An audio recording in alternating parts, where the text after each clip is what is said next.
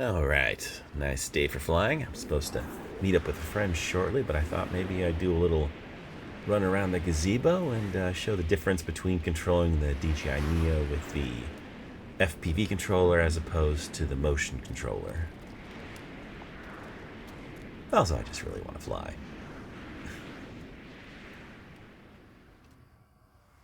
Okay, so we're going to start out here with the motion controller. I know people have a lot of interest in this. And it is a really easy way to get into FPV flying.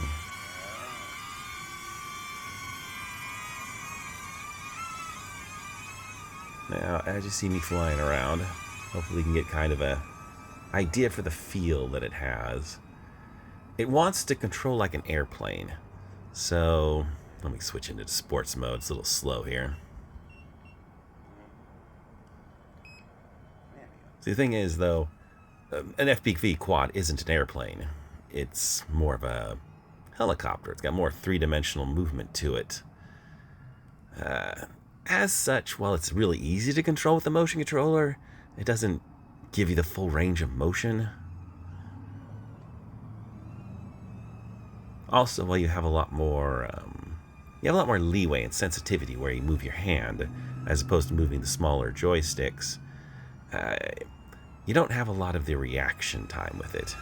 If you really have to move your hand over in serious motions in order to, get out of the, well, there you go, to get out of the way of obstacles. Whereas with the smaller joysticks, you have more of a twitch response, which is much harder to control if you're new to controlling these sort of things. But, after you get used to it, you kind of want a little bit more responsiveness. And you can't really eke that out of the motion controller. It's as responsive as it's ever going to be. Alright, let's bring this thing back in. Gotta remember how the buttons work on it. I mean, I guess if you're used to using it, it's normal. But if you're used to using the FPV controller like me, the buttons are kind of random. Alright, got this thing landed. All I have to do is turn off the motion controller, turn on the other controller, and bada bing, bada boom, we're ready to fly. It's really easy to switch between the two, if you want to start experimenting. See, as you can see here, I can get a much smoother flight out of the FPV controller. And I have more of a twitch response, so it's real easy to get out of the way of things. Hit smaller gaps, maneuver around things quicker. So there's a greater sense of freedom, but at the expense of some experience being able to really handle it. I hold the joystick by pinching each one of the little joysticks between my finger and the thumb, so I'm like really just needling it in there. People hold the joysticks in various ways. So you check this out. I'm going to hit this little gap right in here. See? Nice and smooth. I can do that because I have a really precise, real precision control. Motion control doesn't really have that sort of precision to it.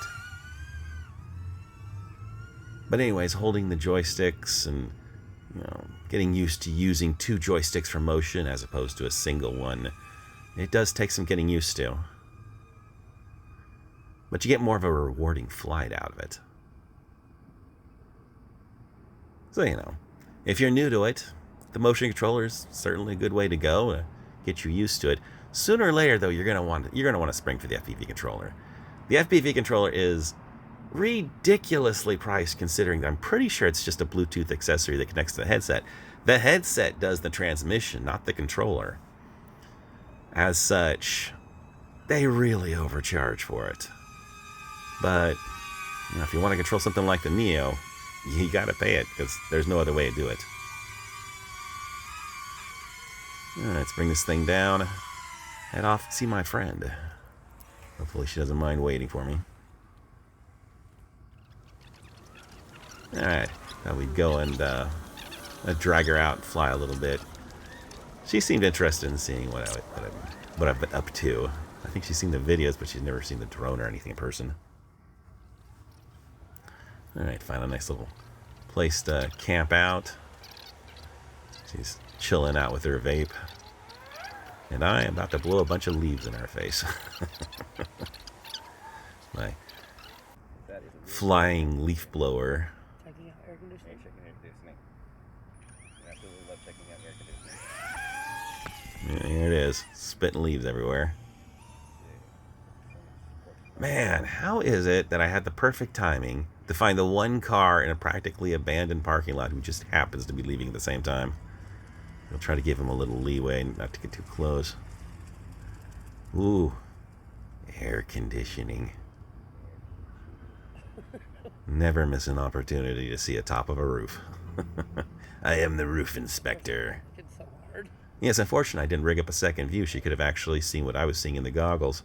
That didn't even occur to me at the time. I'm so dumb. Man, look at this crazy AC on top of Winco.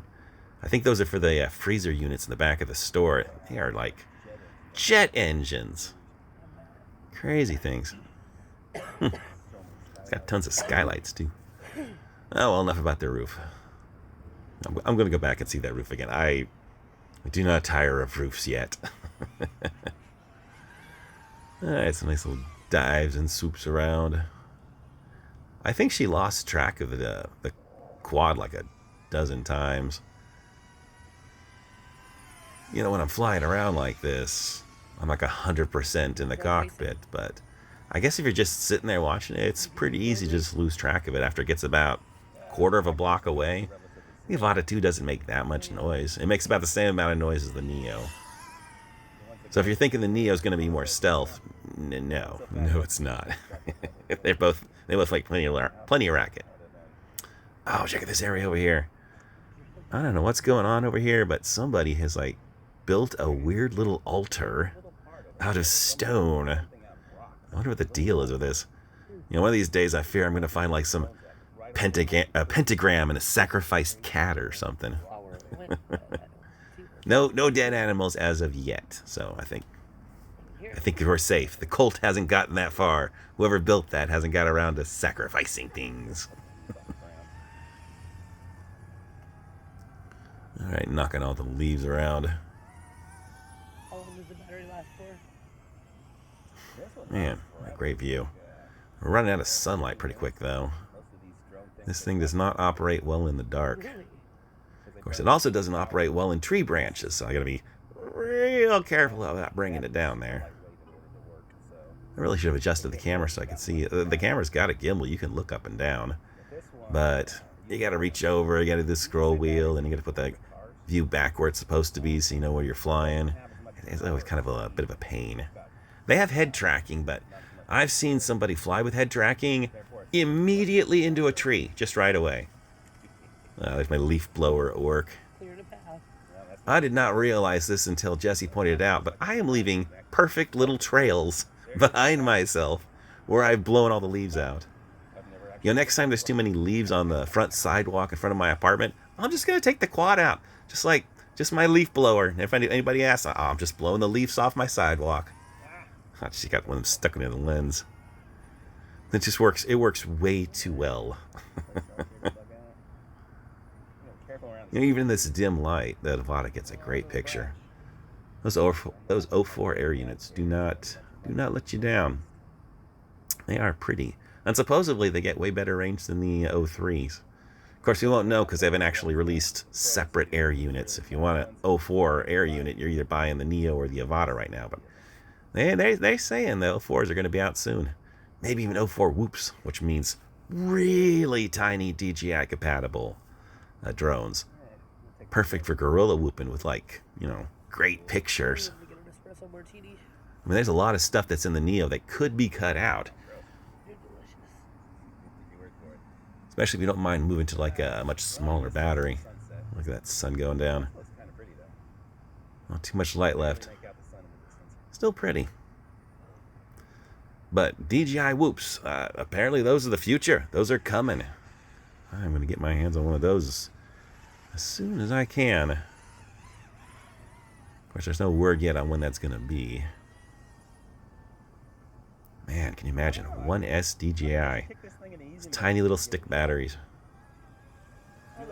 Alright, let's bring this back in. I think Jesse's starting to get bored. Also, it's starting to get cold, so time to pack it in. head home. Or something. I thought before I headed home I'd show her how the Neo can do self-tracking. She said it was like a little dog following me around. It kind of is. It's like a little robot pet buddy.